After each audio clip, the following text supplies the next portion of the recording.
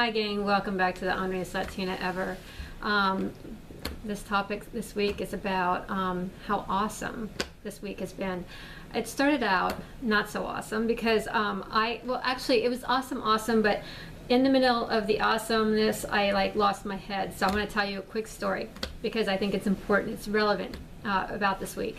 I was invited to this little gathering, and I really didn't know how big it was going to be because really this candidate was kind of like what I thought at first, the underdog candidate. But I'm an underdog, and we're all underdogs, and he's an underdog, and Will's an underdog, and everybody's an underdog. So who doesn't like a good underdog?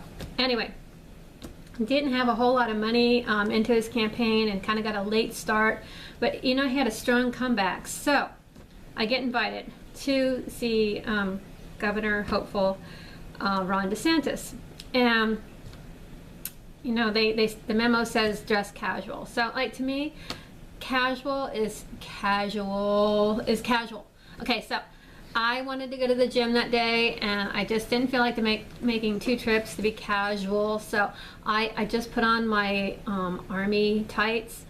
They're really cool. They got pockets. They're like stretch spandex. They're awesome. And then I put on this Gators sweatshirt, Florida Gators, because everybody likes them. At least they should. They're awesome. So anyway, I had that on, and my Nike tennis shoes, because I figured I'll stand in the back or I'll hide somewhere. But got there, and there was nowhere to go, nowhere to hide. And so they were gonna kick me out of the room, and before I went there, I locked my car keys in my car, okay? And so I had to call the locksmith, and I'm running around, and I'm go freaking out and everything else. But you know what? The keys weren't in the car. So anyway, long story short, I change purses all the time. I move things around all the time, and I have such big purses that things get stuck in places. And that's what really happened. So I lost my keys. I had to spend money I really didn't need to spend. And I finally get there late, and then there's no little the Ornery Latina spot waiting for me, even Telemundo didn't have a place to stand. I'm you guys, you're in my spot, and Telemundo is crowding me out, and basically kicking me out, and so anyway, and who is this Telemundo? And anyway, I was just laughing because there was media everywhere. So they were in all the spaces where I could possibly stand. So anyway, I'm I went through all this trouble, and I'm not even going to get in the room. I'm not going to get in the room. So I was walking out and doing the downward walk, God, all this work for nothing, So anyway, I see this table of guys, and one looks like he could be in the army, but he's older, so he's probably out of the army.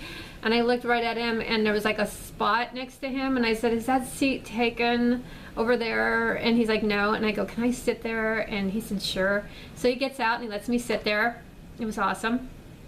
And we waited for Ron, and he told me he was an army veteran, and I asked him if he had any PTSD. I know, it's just funny. Okay, so anyway, he goes, "Well, why do you ask, G?" And I, you know where I'm going with this. Ron was late. We're trying to, think of conversation and stuff like that. And I go, "Because I have it." And they were like, "Oh, really? So describe what you have." And I said, "Well, I was in a really bad car accident, and, I can drive really well if everything's flat. But if you get me on a hill and I'm coming around the corner and I see some headlights, in the daytime I'm fine, but if it's at nighttime and I see those headlights, I go like this, like that with my arm." And the guy, he starts laughing hysterically, him and his friends, and he goes, "You go like what?"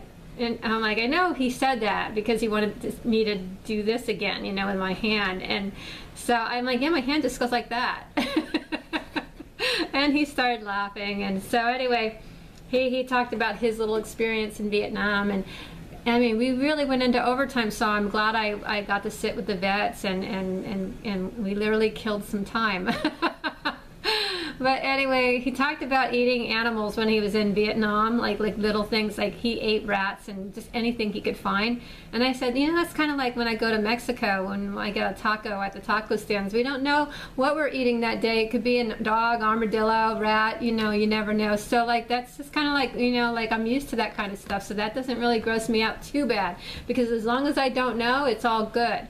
And he started laughing, and we had a good time. And then Ron came, and then the media, like, you know, crowded in on him and stuff like that. But it was really cool because we didn't expect him to win. I mean, I didn't expect. Maybe they, you know what? I'm just kind of like, you know, the other guy has so much money. You know, he's got like so many years of experience, you know. And so I'm used to being on the losing end all the time, especially coming from Oregon, because nobody wins anything in Oregon. Nobody. So anyway, long story short, I'm sitting there and I'm watching history unfold and everything like that, but I really didn't know it. And then everybody leaves and we clear out, and I go onto Facebook and I can't download anything. I mean, like literally, like wouldn't let me download nothing. And then like now when I download something, there's like a little line next to it, and I'm like, God, first I lose Twitter, like now what? I'm gonna lose Facebook, and now what? I'm gonna lose, and you know, people get really tired of this, you know, crapola. Because it's important for a system to rely on the voice of the people, because you know what, the media certainly isn't going to do it anymore. And if we're a representative republic, we're not really representing the public, you know. And so maybe the rich republic, but you know what, when I went to DC and I would go in and try to see my senators and stuff, and we'd have an appointment, they would get canceled, and then all this global trash would come in there with their green energy and everything else, and they wouldn't have appointments, and they would just like walk right by us. In fact, when Obama was in office, I got kicked out of an elevator because like these global people like told me that they were there first and that was their elevator. And I'm like, okay, excuse me, and I backed out. And then I backed in and I backed out, you know, and it was like people like, Dee, get on in. And I backed in and backed out and backed in and backed out. And it was really a full elevator. So I knew they were really getting pissed off, because those people that were bitching about that being their elevator, they were standing way in the back sweating. So I finally get into the elevator and the doors close. And I don't know what got into me. I shouldn't even tell this story. I am so much a brat, like such a brat. I am such a brat that I do things on purpose when people are really being shitty. And I mean, you know, those global people were in there like the sardines. I just let out a sneaky silent fart, and it was the best goddamn fart I ever laid. And it just reeked so bad, because you know what, I was so backed up from being in DC, and it just smelled so bad, it just bringing tears to your eyes. And they're sitting there way in the back probably dying, and I'm like poker faced. That was me. You know, yeah. Anyway, as we were getting out of the elevator, they passed me by, and I said, yeah, that might have been your elevator, but this is my country, bitches, and that is D. That's me in a nutshell. Somebody goes, you got to run for office, D. I mean, no, because, you know, you liberals are going to be having whoopee cushions on their seats. You know, you're going to smell stinky farts in the elevator. You're going to have a lot of stuff happening to you. You know, it's going to be very subtly and sneaky. You know, I might, you know, steal some of your best pens, take all your candy when you're not looking, and just, you know, and fill it back in with something else, you know, like X-Lax.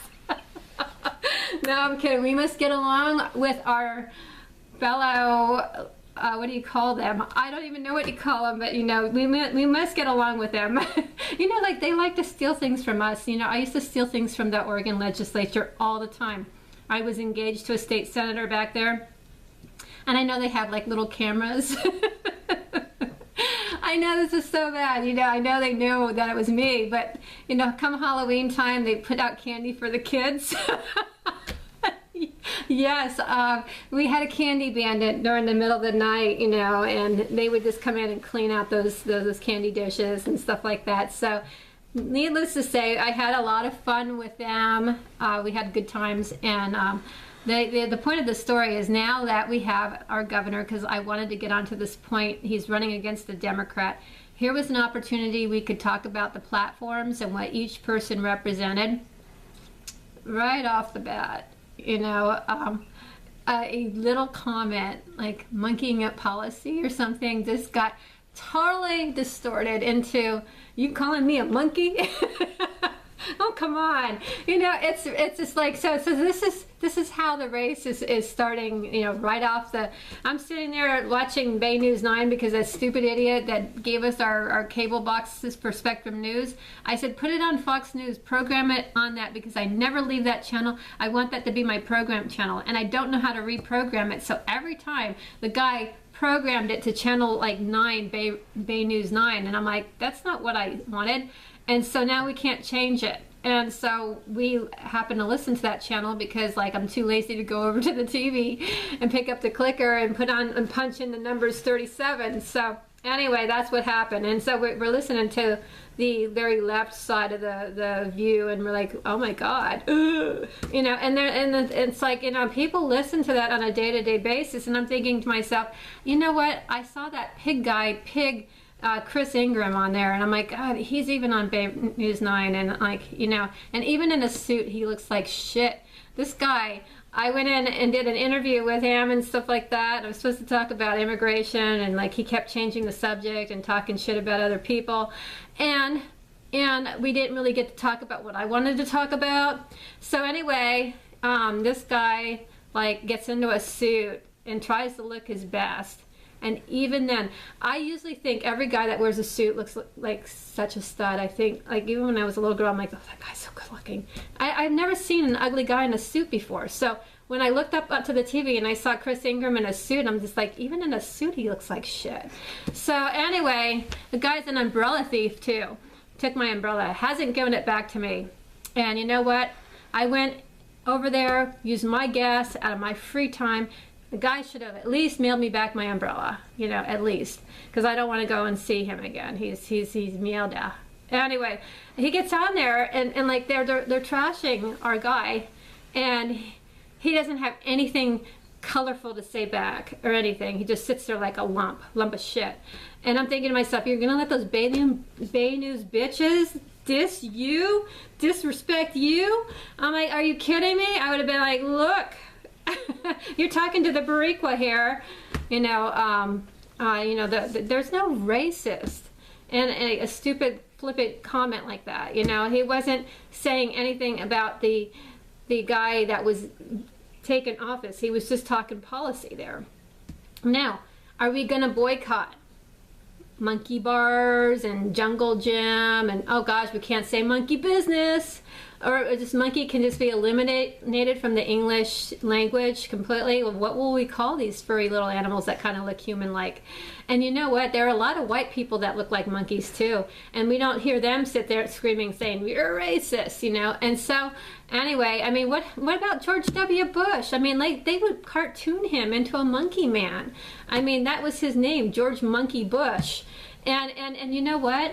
It wasn't really the looks part that made him like appear monkey-like. It was just the whole like way he went about things, you know. And we want to talk about monkey business. I mean, him and Obama, they were really tight, you know. They were good homies, you know. They like hung out together. I think they're doing this.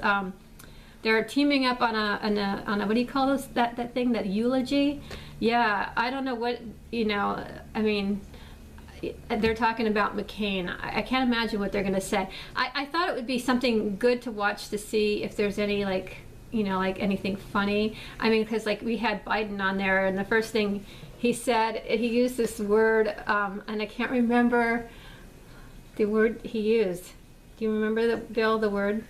If I had my phone near me, the word was, I had it in my head. Come on, help me out with this. Anyway, it wasn't a good thing. I mean, like when you look up the word, it's like prankster. Oh, dubious. He's a dubious guy. He's very dubious. And it's like, Biden, like, have you ever looked up the word dubious? You know, like, because dubious means like someone that can't be trusted, undermining, you know. Like, I'm gonna talk about somebody I really deeply admire, and you know, it's like saying he was a cock-sucking son of a bitch. That's basically, this is how ignorant Joe Biden is. You know, I really hope he runs for president against Mr. Trump, because I think it would be great comedy. It would really, I know the guy is so stupid that it would really make us laugh. You know, he can't speak, you know, and it's like, even as a vice president, he's somebody that you don't want to put up on the stand very often. And it's like how he got in his position to do what he did is beyond me. But anyway, that's just my thoughts. What do I know? I'm just the Ornery Latina. Well, listen, I'm going to wrap this up. You guys have a fabulous weekend. I want to say God bless you to all the people out there who sacrifice for our country. We have a holiday weekend, Memorial Day, and so, or not Labor Day. I've got those mixed up. Anyway, and you know, that's just really, like, I always get my things mixed up. So anyway, we have Labor Day weekend. So anyway, people that work very hard for us should be appreciated. And you know what? We had a veteran tribute on that day, isn't it? Labor Day? Not on that. You know what? Somebody was doing the tribute, they said, on that day to the vets. They labor too, you know. Anyway, we all labor, but you know what? Some people labor twice as hard. You know, I want to remember the vets every chance I can get. Let's make it all about the vets, you guys. But anyway, you guys have a happy holiday weekend. Have fun, picnic party, and try not to get rained on, because you know everything's going to get freaking spoiled this weekend because of the goddamn rain. Have a blessed weekend.